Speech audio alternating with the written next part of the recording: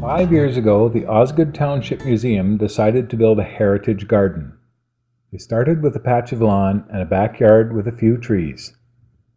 The garden was based on a 1905 student garden layout with 4 squares and a central circle.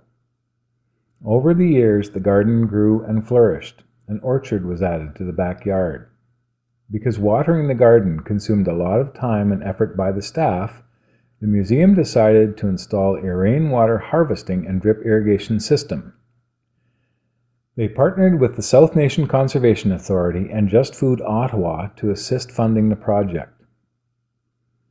Because one of the funding programs has an educational requirement, the funder asked that we also offer a course in rainwater harvesting and put together an instructional video to offer online.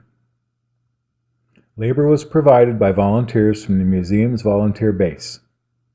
The museum would like to encourage others to harvest rainwater as well, and here is the story of what we did. Rainwater harvesting. The museum water supply comes from a well and is supplemented by rain barrels catching rain from the main museum roof. We do have a large barn, the roof of which would give us a considerable amount of water if we could harvest it. It would also alleviate erosion concerns from the roof runoff. We looked at the amount of garden that would need to be watered, the type of garden, and the location. We reviewed data on local rainfall records. We decided on the type of water reservoir that would work best for us and the best location for it. We looked at our options for overflow disposal, and of course, we kept local zoning requirements in mind. Storage and treatment. Our first step was to install eavesdropping along the sides of our 100-foot by 50-foot barn.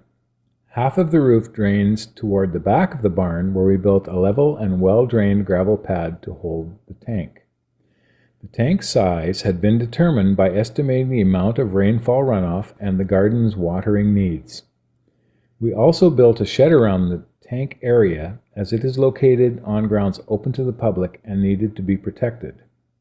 We installed a first flush system to assure overflow a clean source of water. Planned for construction in 2017 will consist of a soak-away pit. Water distribution system.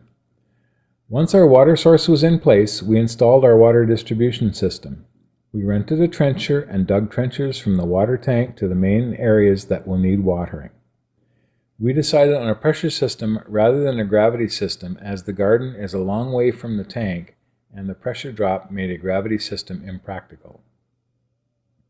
After we cleared the trenches of rocks and roots, we laid down the water piping. We made sure all the connections were assembled with ease of repair in mind. We also installed an electrical trace wire to assist in locating the buried water lines, then backfilled.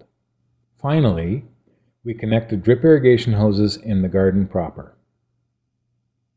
Harvesting rainwater for micro-irrigation.